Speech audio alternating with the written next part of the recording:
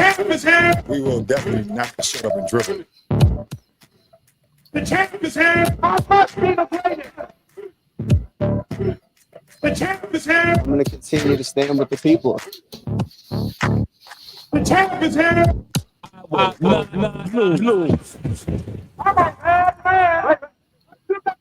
Yes, welcome. You could have been anywhere in the world, but you're here with we. My name is EJ, and I got my man. H. Yes, he is the DB of the show. So, Martin, you better watch out. We got a DB on deck. All right, man. Hey, so here, Black of Sports, man. We're here covering it all, interviewing the best professionals in the game and in the boardroom. So please, man, sit back, man, because we're providing a platform to be heard. So how we do it, we definitely got to welcome our guests, and, we got to welcome him the right way. So I'm going to start, as he's a Super Bowl champ with my 7-time Pittsburgh Steelers. So, you got to start it off right there, right? But this man is a very distinguished alumni, right? So he's a Gatorade alumni.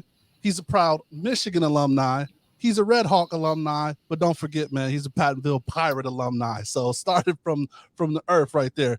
Started from the Show Me State, man, but now currently he is the executive VP and Chief Marketing Officer of the Minnesota Vikings. So please clap it up for Martin Nance. Let's go. Appreciate it. Appreciate you having me. Absolutely, man. It's long overdue, man. So excited to have you on, man. How we start the show is with a shoot your shot moment. So this could be a time where you won a loss or won or learned a lesson. It could have been any time in your career. It could have been during your playing days, or just something that you kind of grew up back in the Sandlot days. So give us a shoot your shot moment.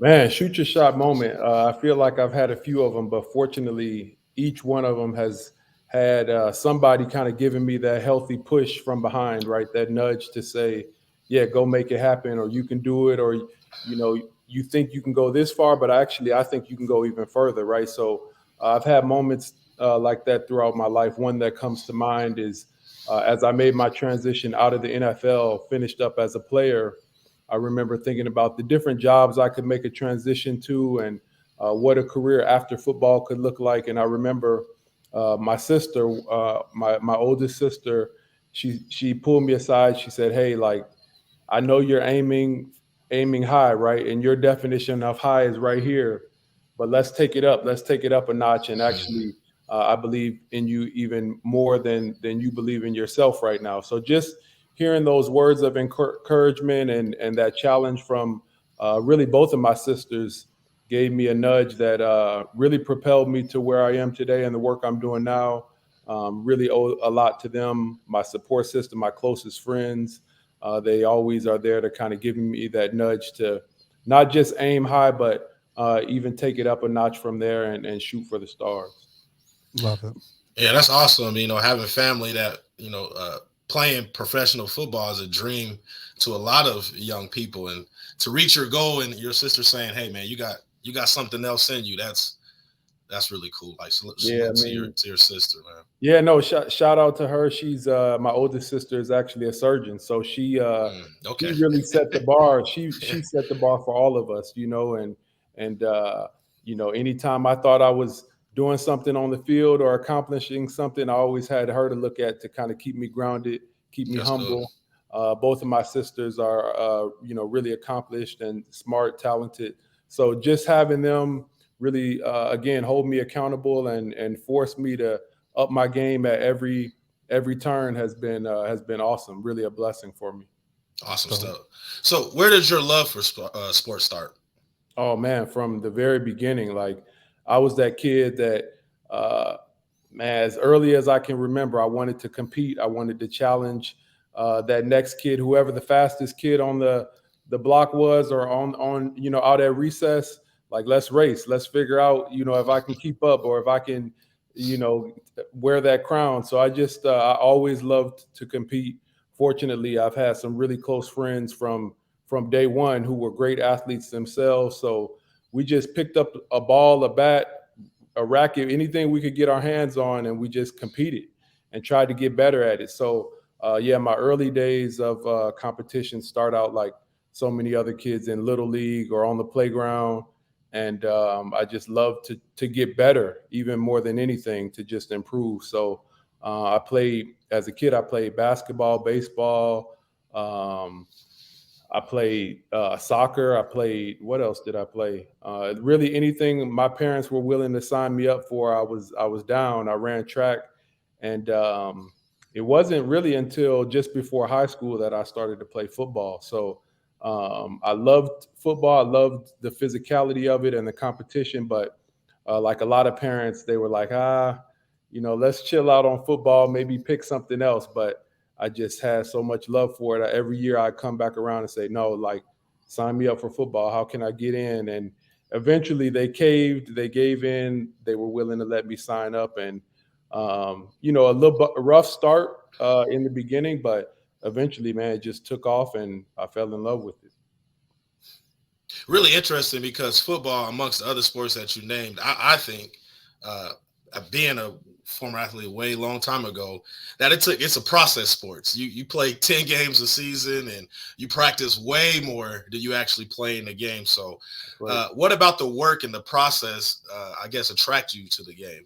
Yeah, I love how you described it. Having played, that like you said, you put in so much work on the front end to get to that game day. And so for me, I fell in love with that process. I fell in love with improving and getting better. And I started playing football at a point where I was growing a lot. I was getting stronger, getting faster. So fortunately, I was able to see the fruits of my labor. It was like, I almost felt like for every day I would go and run hills, I'd be a half step faster the next day. It just was like really translating well for me. Every time I put in the work, I felt like I got to see results on the field. And I just got hooked on that, hooked on that feeling of improving. And I watch guys on TV, guys like, I don't know, Peter Warrick. I spend a lot of time watching Peter Warrick, who we know was a killer at Florida State, right? And so watching his game and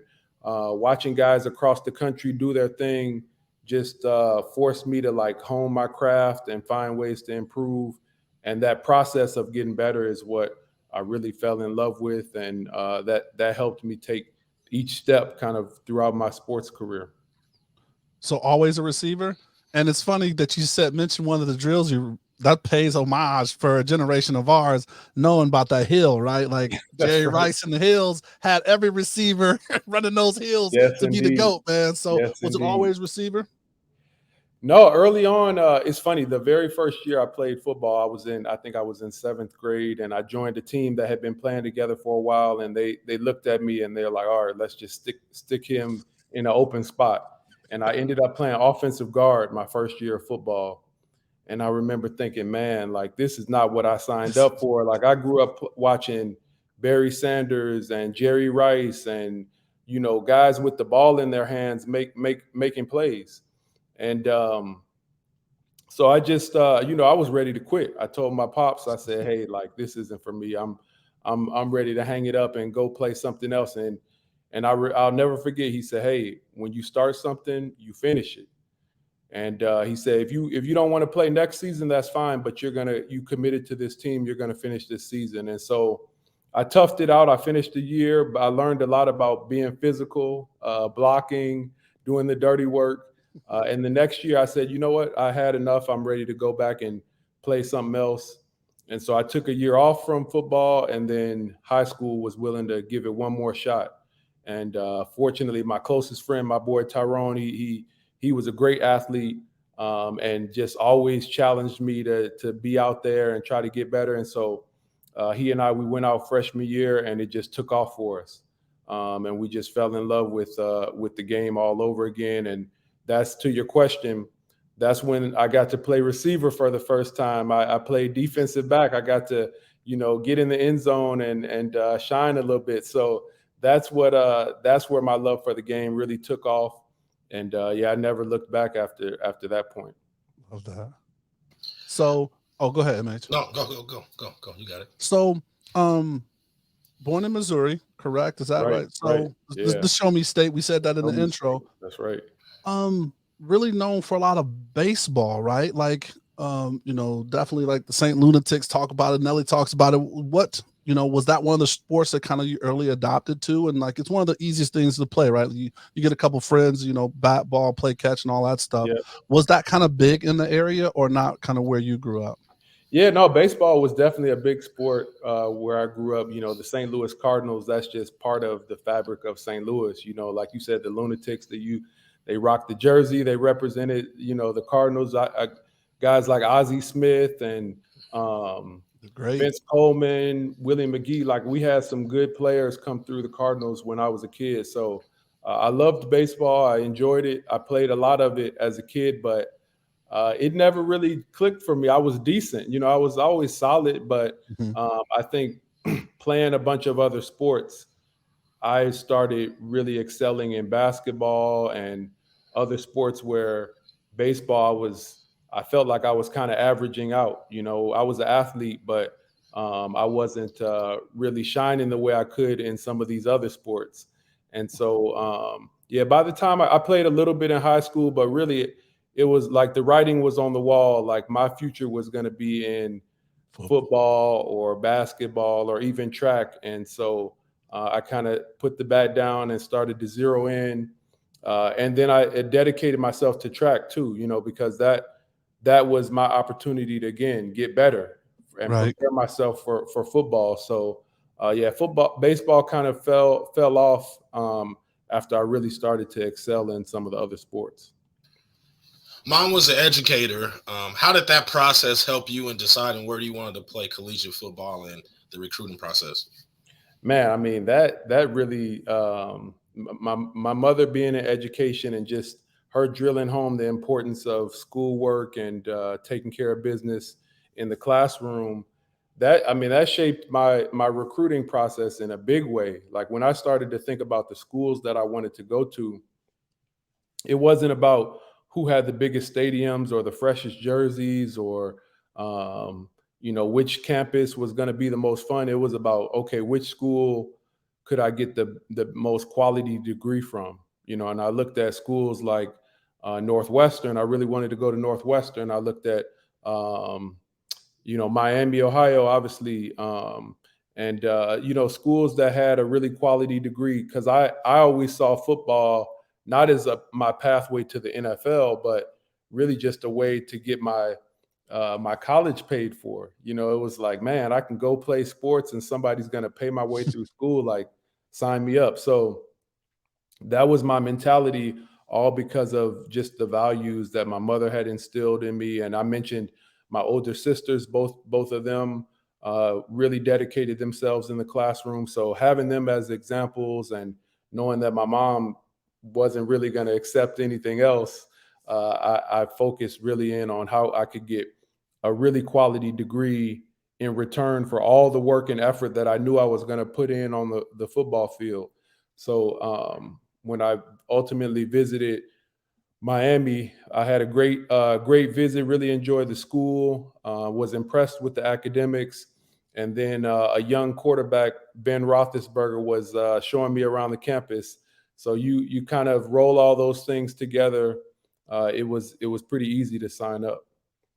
With mom being in education and you not worrying about the frills that go into college football at that time, it's way different now. But at that time, Right. what kind of questions were you asking? Because, you know, the recruits, they just, hey, we'll go take you to the bar and have a good time. But I know you was asking some serious questions.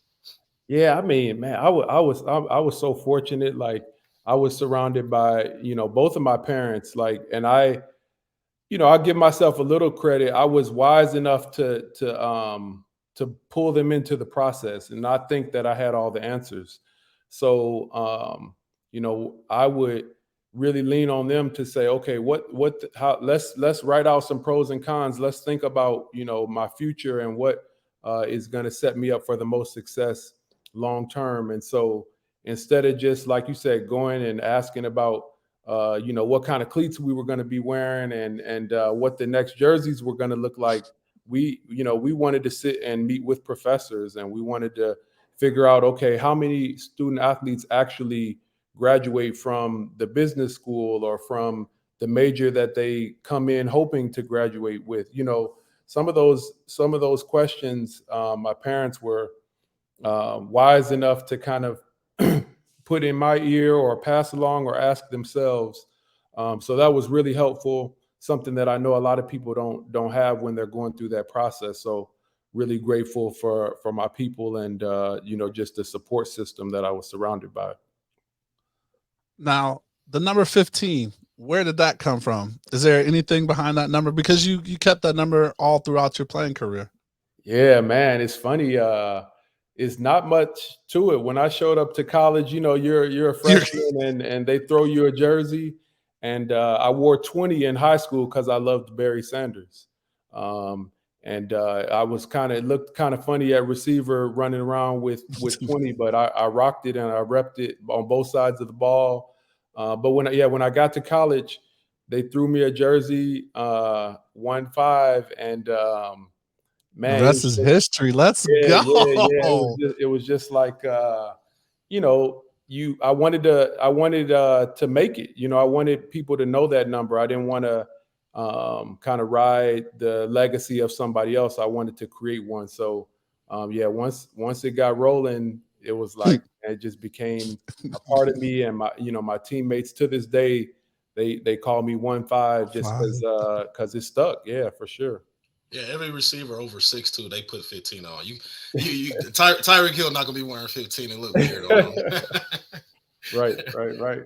Well, you definitely did that, man. I mean, holding multiple records at the university still, and I know that's always it's great to have them and but to still hold them, especially when you go back for different alumni events or for when you make it back, and I assume you make it back because you're on the board and things like that. But it has to be great. I have to pause you for a second, man. So, okay. So I get a chance to participate in, quite a few podcasts and talk to a bunch of people along the way, but rarely do they give me the shout out for the records that I still hold in college. And normally I would just let that slide, but I do want to appreciate you for acknowledging that. Definitely something I take a lot of pride in. Honestly, it's funny at this point. I'm rooting for guys to go and break some of those records that are still sitting up there. I'm pulling for them. Nah, let's be real. Because the receiver came out of you right there. Throw me the ball. Throw me the damn ball. Hey, hands up right off the line of scrimmage right there. Hey, am I on? Yeah, throw me the No, you're right. I mean, when you're in that space, and we could talk about the psychology of receivers all night, but yeah, I definitely had that mindset of being the guy, being the number one, wanting the ball on every single play. But yeah, at this point, I feel like, man, somebody go get it. Somebody raise the bar. Let's push the program forward. And it's been awesome to have some of those hold up. They can leave a couple of them up there. That's what I was about to say. Because when you said break some of them, you got a couple of them. Exactly. So keep throwing bubble screens. Let's hold the 14 TD record or whatever else you got. The yards in the season, right? Stay with the RPOs. Yeah, that we're older now, so it's like we'll find a way to undermine it and say, oh yeah, back in my day we didn't have this and that, and yeah, they playing a couple extra games in the season, right? Exactly. So, but no, it's funny. It's funny you mentioned that. It's there is a young receiver at Miami right now who's off to a really fast start. Excited for what he's doing. He might be leading the country in yards right now. So, a lot of good momentum at that program. They just beat our rival Cincinnati, so that was good to see. So yeah, it's always great to see those guys represent the colors that I wore. Absolutely. And we can stay into this, but he doesn't have a Ben Roethlisberger throwing to him either. So you know what I mean? So we're gonna move on, man. So here's where we like to jump into the career. This is where we talk about, kind of what you're doing now and just some of the jobs you've had, just so people get more of an insight on, what you do now and if they want to get into this career. So in the game, man, it's like full circle, right? A bit of a full circle, I'll say, right? Like, so I'm not drafted by them, but you played with the Vikings and now you work for the Vikings, man. So I know that's kind of like a different moment. I don't know how that works, but if you could, because I think MH should probably jump back in more of your draft stuff, but what is your day-to-day like in your current role? Yeah, so now, my day-to-day, I'm surrounded by a great team, a great group of people. In total, we make up about 85 folks full-time within the Vikings organization. So that includes our partnership activations team. They handle the relationships and kind of day-to-day with all of our corporate partners and sponsors. We've got another team that's focused on everything that we do from a guest experience and guest services point of view. Our data and analytics group and kind of brand marketing teams as well. We have an in-house design team. We also have a media and content group that produces everything that we do that's kind of video or social or photography related. Really just, like I said, I'm fortunate to be surrounded by a really, really talented group of people. Our international marketing is another component of the organization. So I'm enjoying it. My challenge and my task is to put as many of those folks in a position to be successful as possible, get roadblocks out of their way so they can go do what they're really good at, and then help us rally around a unified strategy, help us all look in the same direction, row the boat in the same direction. And then after that, it's like, hey, get out of the way and let people go do what they're really good at. So I enjoy it. It's fun. It's a challenge every day, but it's also really rewarding and fun, as you said, to circle back to a team where I played. I had a chance to kind of impact and influence it on the field, but to now see it and influence it from a completely different point of view has been a lot of fun, something I'm enjoying for sure. Yeah, I don't know if it's like this at the Vikings, but it's very business side and obviously football operations side. And you being where you're at in your role, you have a unique perspective that I don't think is all 32 clubs have, because obviously you played on that side. You know what those guys are going through from a storytelling to a process, and now you're on the business side as well. Are you a key component in kind of bridging the gap between, yes, football operations and the business side of the Vikings? Yeah, I would like to call myself a key component, but the reality is the culture that we have, the culture we're building, we have so many people who are able to help facilitate that bridge between business and football. And credit to our football side of the house. They are really good about pulling us in and communicating, and really big on collaboration, something that we value a ton. So we spend a lot of time talking, ideating, problem solving, really across both sides of our organization. And yeah, as a former player, I still have that itch to be around the game or spend some time on the grass. So they've been really good about welcoming me out to practice and making sure that I can spend some time with the football team from time to time. When I can squeeze it in between meetings or calls, I'll get out and just be around the guys, be around the team, and make sure that, again, my team, the folks on the business side, have a chance to do the same, because I think the closer we can get to that group and the more we can understand, the better, to your point, the better we can storytell, the better we can elevate the great things that they're doing on the field and obviously out in the community as well, which is a huge component of the work we do. Talk a little bit about, and this is back to kind of your playing career. Yeah. We know the story of Justin Jefferson. We know the story of Jamar Chase and Dez Bryant and whatever receiver you want to throw in. But we always don't know the story of those that had to come up a different way. So can you just a little bit touch into that story of your process in the league as a player? Yeah, I came in as an undrafted free agent.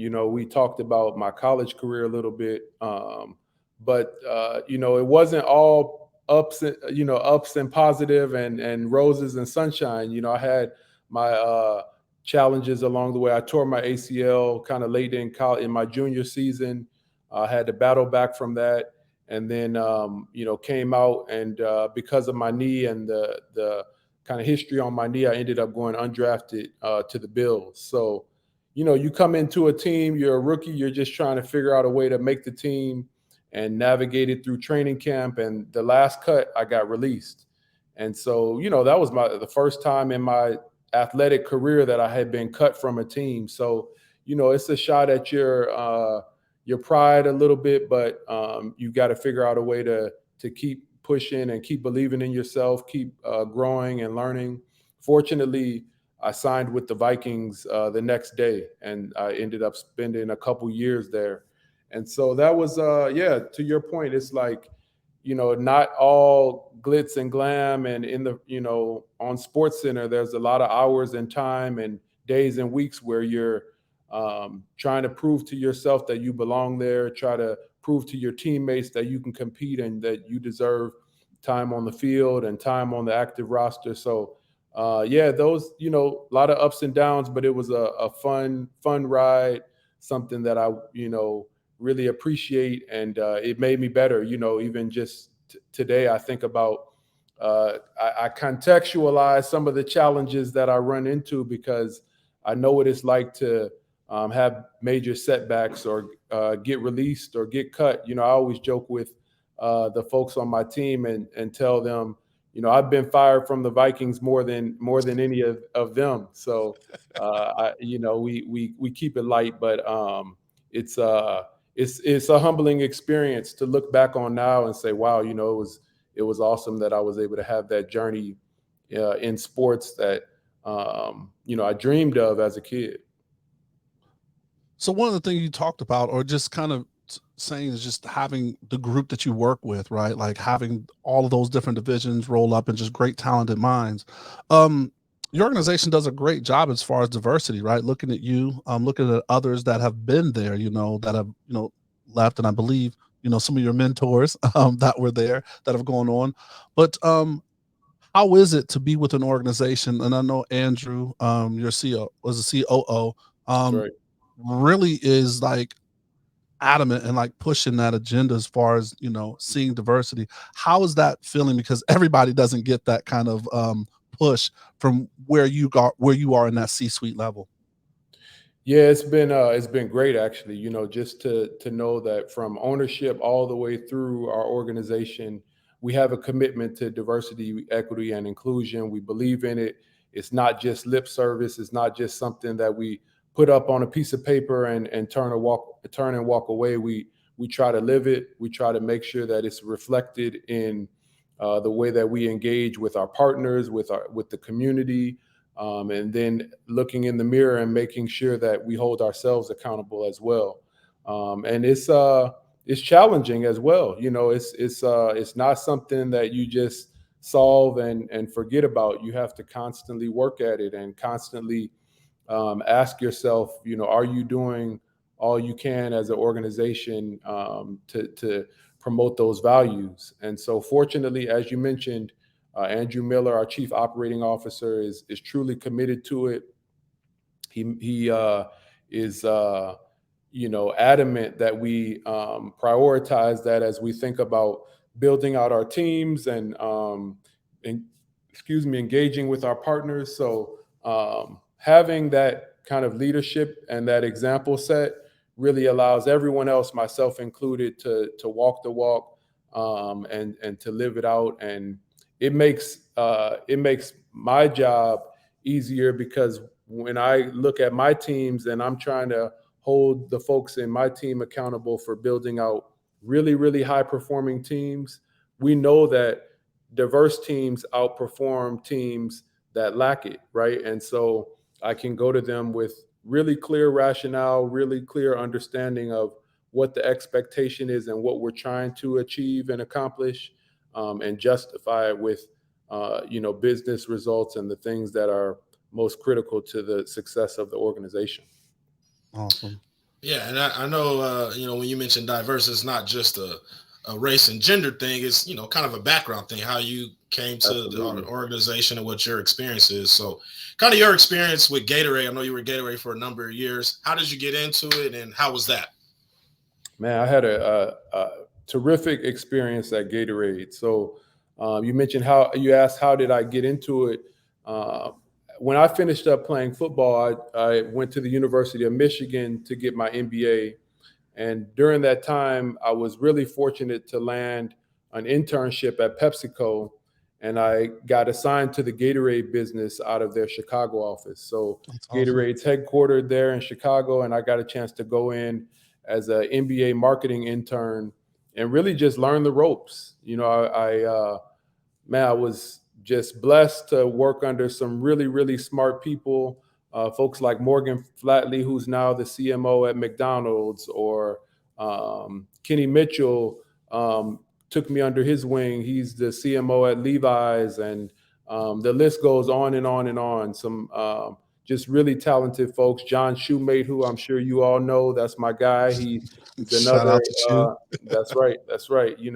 Another guy who I can remember very specific conversations where he steered me this way or that way and helped me kind of see around corners that otherwise I wouldn't have been able to. So, yeah, that was my early start at Gatorade, and I just kind of stuck with it. I got invited back into a full-time role, and I thought it'd be a couple years and we'd have a quick fun run and I'd figure out what was next. But they just challenged me with new opportunities and new experiences, really at every turn. And so it kept me engaged and interested in learning.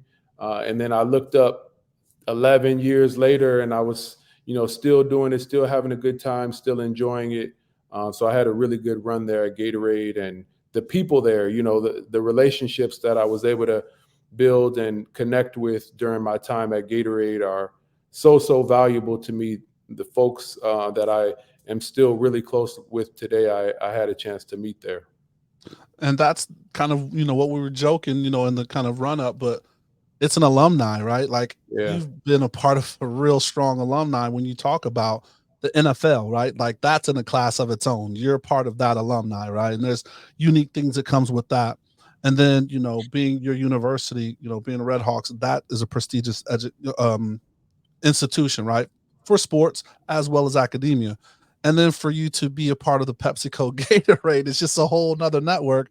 While you graduated with your MBA from Michigan, the Ross School of Business, which is just like, you're just like taking it. He's like, you know what? Kind of like you shoot your shot. You're like, let me go one more. And he's like, let me go to Harvard. So sister was definitely instilling that from a young age to you, because you definitely took it that next step. Now, when you went to Harvard, because like I've been eyeing a program that they have, what did you do? An executive? They have that sports thing with Anita that she's been doing. She launched, I think, about 3 years ago. Which program are you doing and why Harvard? Yeah, so I mean, I did the Harvard Business School Entrepreneurship and Business Management program. It was executive education program, and it had a tie-in through the NFL. And really, it was funny. I remember this was while I was playing. I was with the Steelers at the time, and I remember walking out of the locker room and seeing a bulletin on the wall that said Harvard Business School. And it just caught my eye because growing up, Harvard was like, it was like, it was like something that I just never imagined I would have an opportunity to experience or see or be a part of. And so to see it there on the wall, I thought, man, I should at least throw my name in the hat. Like, they're telling me that I could go to Harvard and they're going to cover the cost. Again, like back to that theme of, I'm putting all this into the sport. How can I make sure that I'm getting something of value back in return? And so, I applied to the program and was fortunate enough to get selected into a cohort that went out there and spent some time at Cambridge and got exposure to the professors and the programming out there.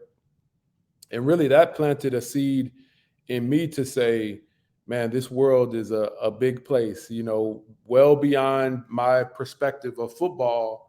There's so many other avenues that I can find ways to be successful in, and I can challenge myself and learn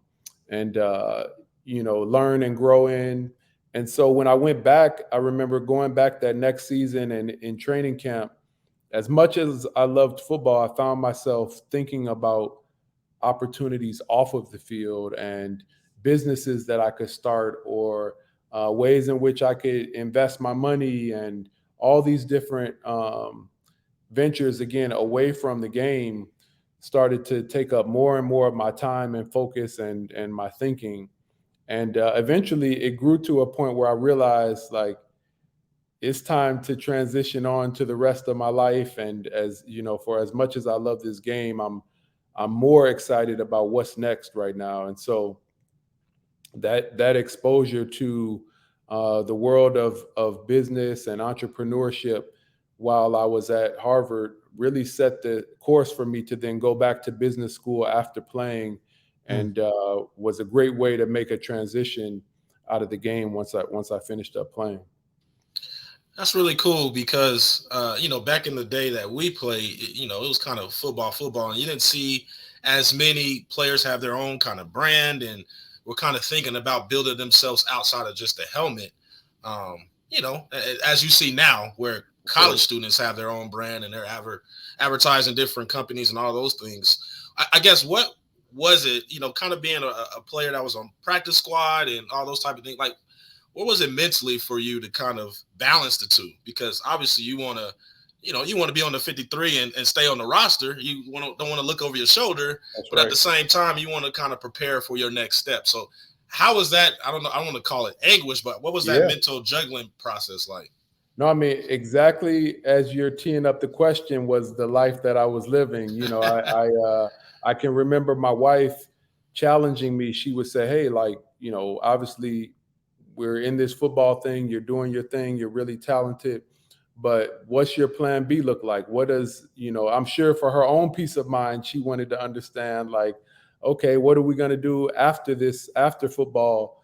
And I remember telling her, like, I don't have a plan B. Like, this is where my focus is. If I take my focus off this target and what I'm trying to accomplish, I could miss out on getting to that goal, accomplishing whatever it is that I was trying to accomplish. So I had a laser focus on football, so much so that I think it caused me to,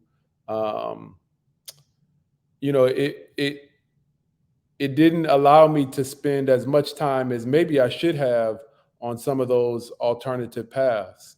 And then fortunately, going out to the program at Harvard and just giving myself the freedom to go explore and do that really allowed me to think a lot more about a plan B. And sure enough, once my focus started to drift from football, it was history, and I had a great run, a great experience, but I think shifting that focus even just a little bit really got me excited about other things. And, shout out to my wife just for always challenging me to think a little bit different, or, giving me that healthy nudge to, again, raise the bar or push myself a little bit more, that led me to that program and ultimately on to graduate school.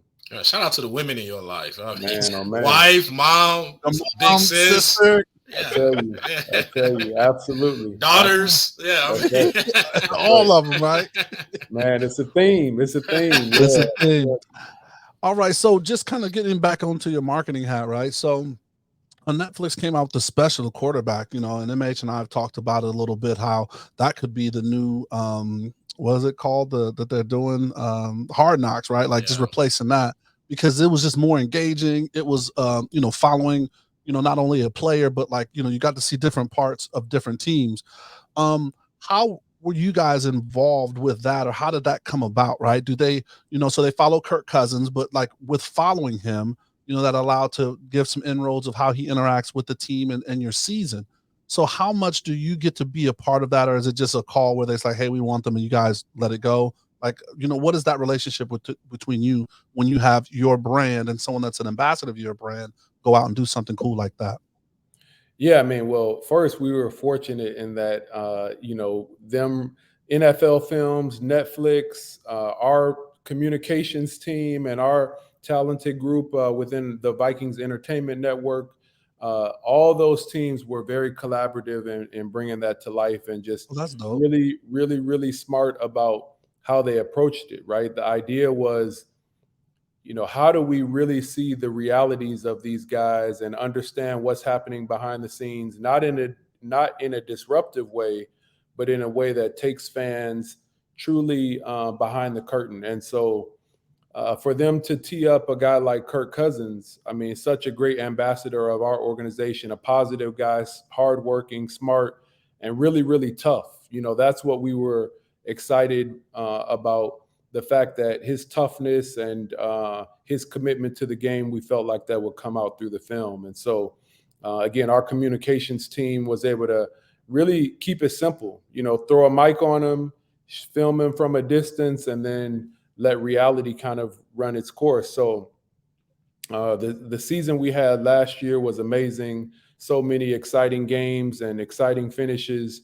And so between Kirk and who he is and the quality of guy that he is, the great camera crew that shot a lot of that, both internally and then through NFL films, is like, a good recipe, right? Sometimes a simple recipe is all you need, and that was the approach we took with the quarterback series, and it was fun to see it come to life, and really to see what is done for Kirk in terms of just an opportunity for him and his personality to be on display and people to see more of who he is. It was a lot of fun for all of us, and of course the organization, the Vikings organization. I thought it was an opportunity for people to see the first-class organization that is the Minnesota Vikings, and hopefully add some fans and add some eyeballs to what we're trying to do this year. Speaking of fans and eyeballs, you've been in the marketing business. I have to touch on, Dion, because he's kind of the talk of the sports world. Yeah, hey man, I'm from Colorado, everybody. Hey, he's not. You see that meme, like Colorado fans since September, like the meme that's been going around. He is from Colorado. That's one of the many places he lived. All right, you get to claim it, no doubt. I get to claim it. Yeah. My home number was 303. How does that? I guess what are the kind of the positives, and are there any negatives? Because obviously the brand is Deion Sanders at CU. But the brand is Deion Sanders, and if he goes to another team, organization, or whatever walks in life, I would think that media storm kind of goes with him and what happens to the university. I mean, we see what's the discussion about Jackson State and all those type of things. So, what's kind of your thought from your chair, from your view about that? Yeah, it's interesting. The landscape has changed a lot, even within the last 10 years. You think about the scale of brands that these athletes now have. It's not just a few thousand people following them or, an obscure fan base. Some of these athletes have millions of followers and have brands that in some cases rival or surpass the size of the program that they're a part of. And so it means that as an organization, we can't just think about our own brand and elevating our own interest or pushing our own agenda. We have to align with athletes and figure out what is it that they are trying to accomplish, what are their priorities, what are their goals and objectives, and then how can we help them achieve those goals? How can we truly partner with them so that they see us as a trusted, capable partner that will elevate the things they're trying to do, and we can lean in together and accomplish our goals side by side. So you look at a guy like Justin Jefferson or a star like Kirk Cousins, the quarterback of our team. We want those guys to have great platforms, leverage their platforms to do great work throughout the community, and then help us again accomplish our goals and reflect our organization in a really positive light. It can't be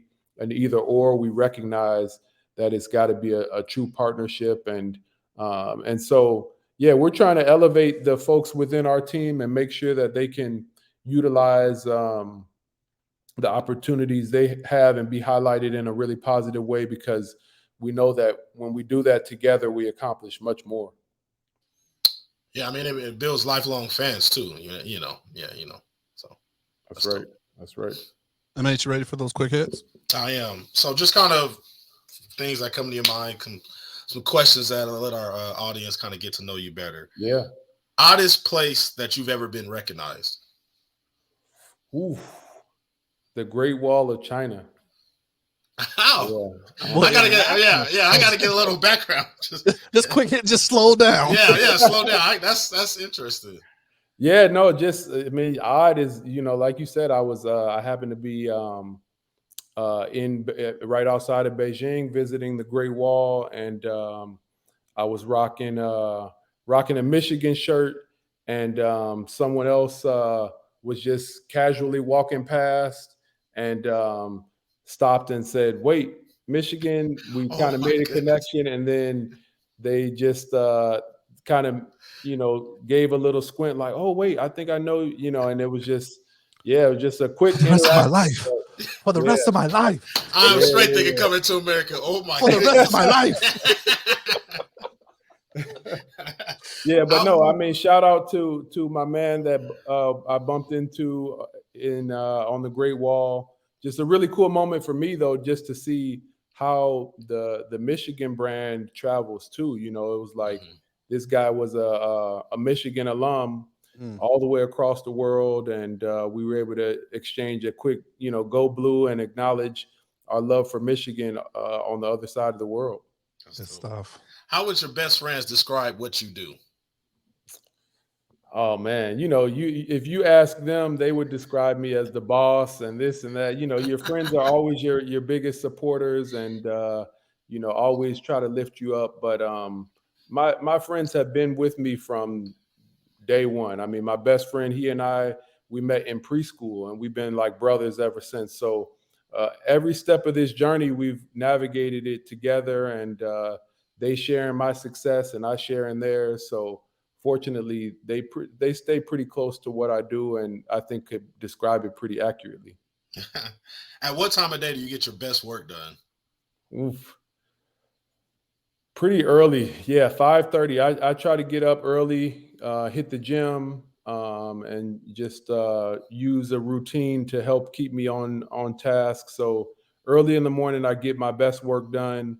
Kind of that, I'd say that's the first wave, and then the next wave is generally, kind of in that afternoon lull when people start to slow down after lunch. I'm able to grind out and be pretty productive in those few hours. Yeah, shout out to the Gatorade Quick Twitch, or I think that's There what it's you called, go. Fast Twitch. Fast Twitch. Fast That's Twitch. right. That's right. So two more. Where was your seat on the Blu-ray table with the Pittsburgh Steelers? Listen, man, I stayed clear of that table, man. There were some big dollars being thrown around, and I was not capable of keeping up with those guys. So, what a fun group of guys to be teammates with. I mean, an all-star cast of guys, and then you had the head character of them all in Mike Tomlin leading the charge and just being the great leader that he is. So I was really blessed to be a part of that group, and those are memories that'll stick with me for a really long time. So speaking of that was my favorite coach. And what's kind of your favorite Mike Tomlin saying? Oh man, there's so many of them. I don't know. So many. He had one that stands out to me. In football training camp, there's always guys competing for spots, right? And you'd always have two really talented players competing for a spot, and he would encourage that, right? We'd all would want to see the best man win, and he would say, I got two dogs and only one bone, and so you just kind of appreciated the visual of that, two guys competing hard, trying to see who can win. And then, just to throw in another one, obviously, he's well known for saying the standard is the standard. Yeah. And, it took that a while for that to really sink in and make sense to me. But I can remember some key guys having injuries during the course of our Super Bowl run, and he would stand up and say, "The standard is the standard. I expect the next man up to step in and perform at the same level as, whether it was Troy Polamalu or Hines Ward or whoever the guy was. He still expected that next man up, that next dog to step in and be able to perform at a really high level." I love it.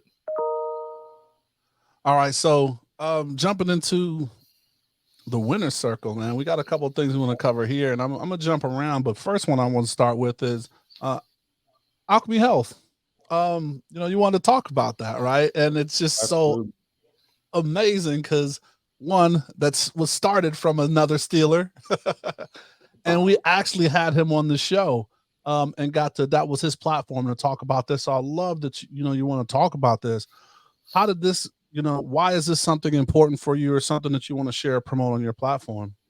Yeah, man, huge shout out to Ryan Mundy, my teammate from the Steelers and good friend. And he and I reconnected actually in Chicago. We spent quite a few years living not too far from each other in Chicago and have stayed really connected. So I just love what it stands for, what it represents, just knowing the passion and just the genuine place that it comes from. Alchemy Health is really centered around mental health and wellness, and focused on supporting people of color and providing resources in the mental health space where, frankly, there are lacking resources. So to see what he's doing and the business that he has built and the way he has continued to commit himself and his time to helping mental health in the Black community and with people of color has been awesome. So any opportunity I get to shout out the work he's doing and the platform that he's created, I try to do that. And I can think back to early conversations when it was really just a concept, but to see him put in the work and rally other people and other organizations to bring that vision to life has been awesome. So yeah, huge shout out to Alchemy Health and Ryan Mundy, my guy. And just the resources that they have with it, man. It's just, we do our research, as you can see. That's right. And some of the platforms or the things that they talk about, and one that sometimes you don't think about is just like that mental stress, or I forget how he framed it, but the work trauma, right? Mm-hmm. And showing up as a Black male, how that work trauma is, and the different levels of things that you have, right? And then also just it's there's a lot of free content on the app before you would ever need to get a subscription. So like I'm with you on that. Definitely here's a free plug. Definitely download the app and just kind of see what it has, and then navigate to the different spaces, because it is a resource where we are definitely lacking that resource. So my bad, MH. I know I cut you off. I kind of wanted to, in the same way, kind of best practices. When Ryan was on, he kind of saw told us some simple ways that we can kind of work on our mental wellness and maintain that. What are some kind of simple ways that we could take home, our listener could take home, that they can do starting tomorrow? Yeah, well, first, download the app. I'll shout out as well. But some of the things I try to do is carve out time for myself on a daily basis, even if it's 5 minutes, just to sit and kind of reflect on the day, think ahead to what I have the next day, just to give myself a moment to prep and plan and be intentional about how I tackle the day. It's funny, like when you get busy and life is moving fast, sometimes I can get off my cadence or get off my rhythm, and I don't even, I'm just jumping into the next day and trying to tackle it on the fly. So really just making sure I'm disciplined about being present, recognizing kind of where I'm at, what's going on today, but then also being planful and thoughtful about what I have in front of me and the things that I want to accomplish over the next day, the next week, the next month, the next year. Even 5 minutes, 10 minutes in one day, if you do that day after day after day, you can find it to be really helpful from from a productivity standpoint, but then from a mental health and wellness perspective as well. Awesome. So the next thing we wanted to jump into, did you have anything else, MH, on that? No, go ahead. So the next thing we wanted to jump into is creators of color. I'm glad that you selected that. It's awesome. We actually just posted one of mutual friends that we have made the cohort for this year, and then we have some people that made the cohort last year. That's just Vegas based, at least we know. Explain what that is to our listeners and why it's important. Yeah, so Creators of Color is a cohort program actually within #sports. And it is just a terrific program that brings together creative folks within and around the sports industry and helps to expose them to new network connections, new relationships within the industry, but then also has some professional development components, and provides just a really unique exposure for young people of color within the industry that are on the course of doing great things. So we were really fortunate in this year. We leaned in and got involved from a Vikings perspective. We were able to partner up with our good friends at the Timberwolves and Lynx, as well as the Minnesota Twins. So both True Pettigrew over at the Lynx and Timberwolves, and then Mika Morris, who heads up a business at the Twins. Two good friends of mine, just people I respect all the way to the top. And so for us to be able to rally together and sit down and think about how we could combine our forces here in the Twin Cities and in the Minneapolis area to bring the cohort, the creator of color to the Twin Cities this year has been awesome. You know, the program is just wrapping up today, actually. And so I got a chance to spend some time with them and just, you know, was so impressed by the folks in the program and the things they're doing all over the country. It was inspiring, but also exciting to see them here and give them a chance to get exposed to the things that we have going on across the Twin Cities and across the teams here in Minnesota. Talk about what I love about it is that 21 to 33 age range. And that's kind of the age range of even your playing career and what you were talking about earlier about the process of transitioning to your next phase or your next step in your career. Why do you think that age is so important for people, for young business people of color? Yeah, I mean, when you think about it, that age range is where, you're still kind of charting your path. You're an adult, you've got life, you got bills and you got that part coming in, but you're still mapping out how you want to tackle your career and how you want to chart it. And you still have the world in front of you in terms of where you want to go, what you want to accomplish, what you can do. And so just getting that group together, I talked to the group a couple times, and one of the things that I really tried to encourage them to be thoughtful and intentional about was the relationships that they were developing across the cohort, with one another. They looked across the table, and I tried to remind them that those would be the individuals that they'll be close with for the rest of their careers, and when they need a job or they've got a job or they're trying to find somebody, that's a group that they can immediately tap into and call and get plugged in with. So it was valuable to see them and just know that at that point in their careers, at that age, in their journeys, they were setting the course for what I'm sure is going to be some special outcomes on the back end. And so it was just exciting, especially for me, to be around that group and to find inspiration from the great things that were coming out of that program. And I know they can look for, but what's some of the things that people like? What should I think of if I should apply, right? Like, why should I apply, and how's that application process?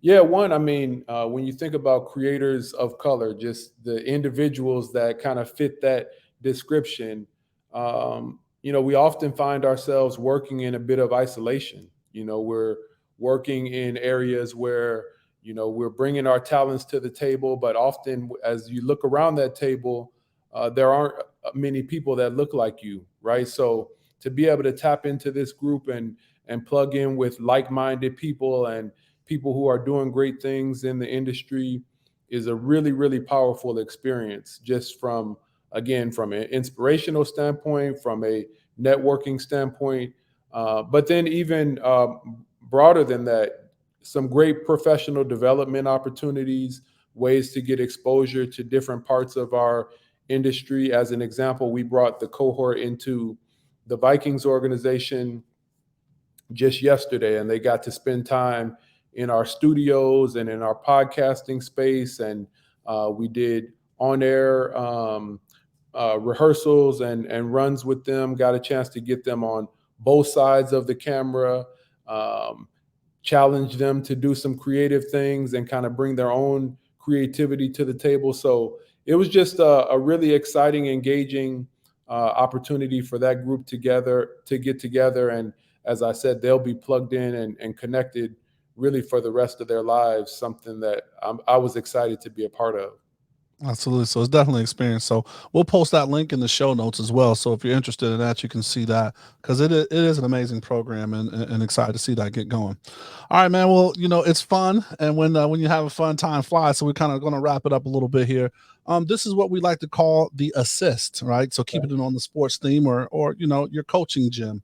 Yeah. And this is like, either something you would tell your younger self, a model that you live by, or maybe something you would tell people that want to do or have aspirations to work in the marketing field for a professional team. So give us one of those gems.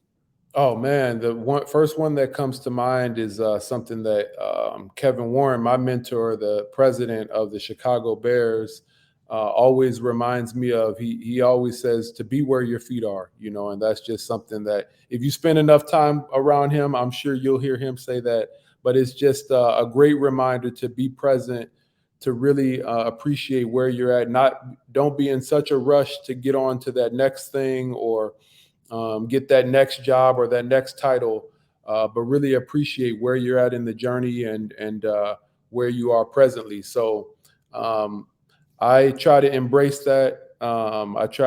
One thing I like to do is bring in fresh flowers to the office on a regular basis.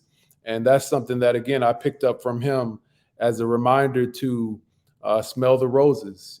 Don't be in such a hurry that you miss some of the small, beautiful present things that are in our lives presently.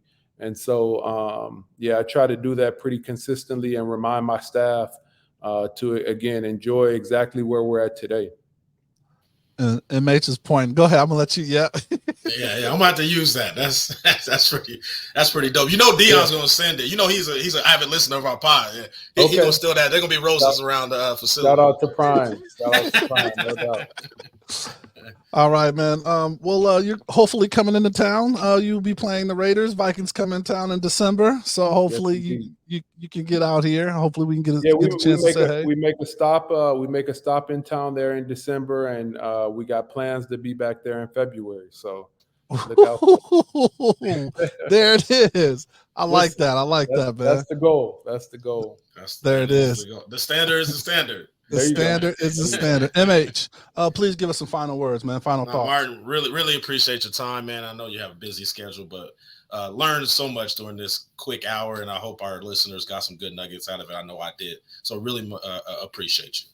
No, MH, EJ, I appreciate both of you all, what you're doing, and this platform is powerful for folks throughout this industry. So keep doing what you're doing. Anything I can do to help, you know how to reach me. I'll definitely be here and willing to do anything I can to elevate what you guys have going on. Absolutely, man. Well, hey, thank you once again. Just to add on to MH's sentiments, thank you for your time. We know you got a busy schedule, and especially in season, things pop up. So good luck, the rest of the season. It is a long season, so the way you start is not always the way you finish, and vice versa. So good luck, man. Hopefully we see you in December, and like you said, you guys make it back. We want to thank all of our listeners for listening as well. Please, I hope you enjoyed the show. A lot of great nuggets in here, a lot of great, things, and just showing you to push yourself to make it to that next level, right? Set your goal, but don't be afraid to set it 1 inch higher, right? And that's how you become the best. We drop new shows every Thursday, so please subscribe to our YouTube channel, because as we say, if you see it, you can be it.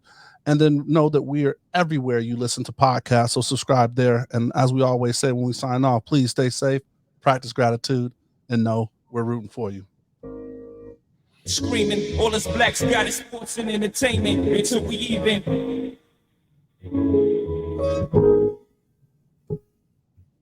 Assuming I'm rooting for everybody that's black. Yeah. Yeah. Assuming I'm rooting for everybody that's black. Yeah. Shoot me, I'm rooting for everybody that's black. Spent about 2 racks on handmade new rags. Shoot me, I'm rooting for everybody that's black. That's everybody from sports to college class to rap and back.